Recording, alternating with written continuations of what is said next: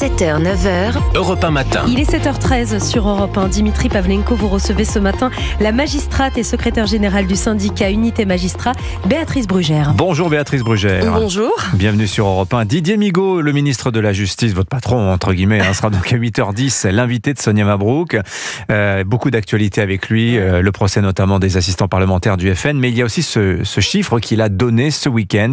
Il a confirmé, Didier Migaud, qu'on n'atteindrait pas l'objectif de 15 000 nouvelles places de prison construites d'ici 2027.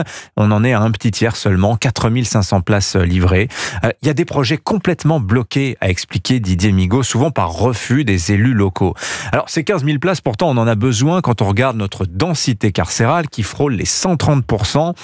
Est-ce qu'on est sous-équipé en places de prison, Béatrice Brugère, ou bien ça veut dire que vous, magistrat, vous incarcérez trop ? Peut-être la question est une provocation, mais le chiffre nous interpelle quand même. Non, mais elle est intéressante votre question parce qu'en fait, on a un effet d'optique. C'est-à-dire que comme les prisons débordent, on en déduit que nous sommes très sévères. Mais on peut prendre le problème à l'envers. Les prisons débordent peut-être parce que nous manquons de places de prison. Vous voyez, ça dépend comment vous regardez le sujet.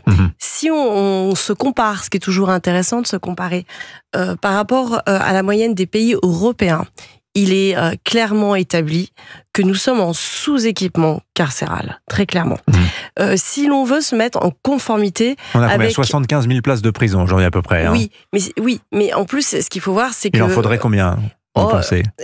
Alors, la question du quantum est extrêmement compliquée parce que, par exemple, nous avons voté en 1875 une loi, 1875, une loi sur l'encellulement individuel.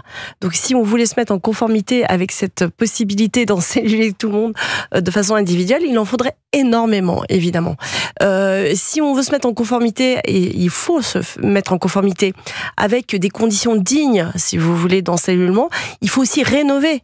Donc, il faut avoir un quantum supérieur aux besoins pour pouvoir rénover ici. C'est pour ça qu'on se trouve en difficulté. Bon, vous nous dites on manque de place. Encore une fois, sur la question de la surpopulation, qui est un sujet assez sensible et assez complexe, tous les établissements pénitentiaires ne sont pas logés à la même enseigne. Il ne faudrait pas que vos auditeurs pensent qu'en France, aujourd'hui, partout ça déborde. C'est pas vrai.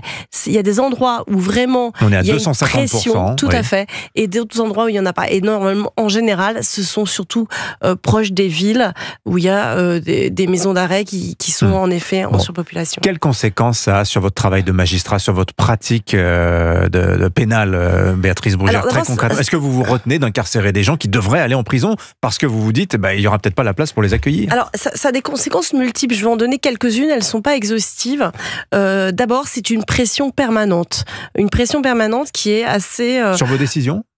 Oui, bien sûr, qui est assez contradictoire parce que vous avez la pression tout à fait légitime de l'opinion publique qui nous dit vous êtes laxiste, vous êtes inefficace, les juges vous êtes politisés, en fait on vous fait pas confiance. Oui, puis il y a ce qu'on dit, le logiciel, la prison c'est l'école du crime, donc faut pas y envoyer les gens. Il y a une pression idéologique que vous venez de citer, qui est en fait un mouvement très très fort depuis Michel Foucault anti-prison, que l'on connaît. La prison c'est moche, c'est sale, c'est l'école du crime, qui sont souvent des préjugés non vérifiés d'ailleurs au passage, donc on est sur de l'idéologie, et puis il n'y a pas de neutralité par rapport à ça, on est un pays très politique, très, très clivant, et il y a une pression aussi textuelle, parce qu'aujourd'hui les magistrats sont dans l'obligation à la fois d'utiliser le moins possible la prison, c'est-à-dire que tous les textes, toutes les lois qui sont votées sont là pour nous dire il y a des alternatives. La prison, c'est l'exception. Et enfin, parce que c'est pas fini,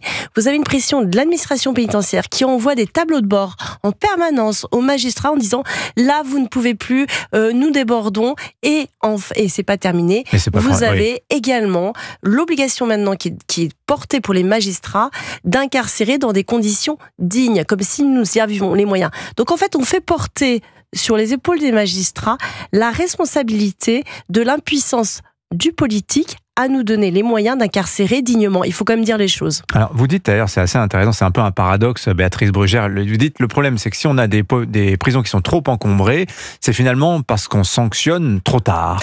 On envoie les gens trop tard en prison. Pourquoi ?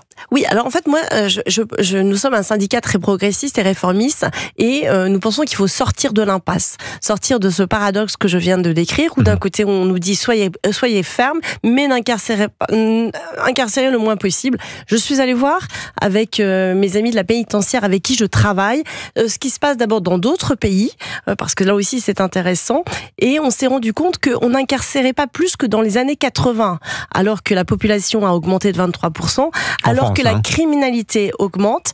Nous incarcérons pas plus, mais nos prisons sont plus encombrées. Pourquoi ? Parce qu'en fait, on incarcère très tard, trop tard, et du coup, beaucoup plus long. Là où on incarcérait sur une moyenne de 6 mois, on est pratiquement à 11 mois. Ce qui fait que concrètement, nous avons besoin de 2 fois plus de cellules pour le même nombre d'entrants. 35 000 entrants en 1980, c'est 70 000 places aujourd'hui. Et les pays qui ont fait d'autres choix, c'est-à-dire d'incarcérer tout de suite, de façon très claire, proportionnée, très court. Par exemple, je pense aux Pays-Bas, mais pas que, l'Allemagne, tous les pays... Dès le premier délit. Dès un délit grave, pas un délit qui ne soit pas grave, mais nous avons beaucoup de délits graves. Eh bien, ils incarcèrent très très court, rapidement, ce qui fait un peu une sanction réelle et efficace. Ça ne désocialise pas, et plus ils incarcèrent, plus leur prison se vide. Pourquoi ? Parce qu'en fait, il n'y a pas de stock, c'est que du flux. Donc ça permet d'avoir des peines proportionnées, efficaces, visibles, et de vider les prisons. C'est intéressant, il faut s'en inspirer, il faut regarder pourquoi nous sommes dans l'impasse. On en parlera donc avec Didier Migaud de cette proposition d'ultra courte peine, comme vous le suggérez, tout de suite, dès le premier délit grave. C'est intéressant cette proposition, c'est pas la première fois que vous nous la formulez, Béatrice Brugère. On la soumettra à Didier Migaud, qui sera à 8h10, l'invité de Sonia Mabrouk. Merci d'être venu au micro d'Europe 1 ce matin. Je rappelle que vous êtes la secrétaire générale du syndicat Unité Magistrat. Merci Béatrice Brugère.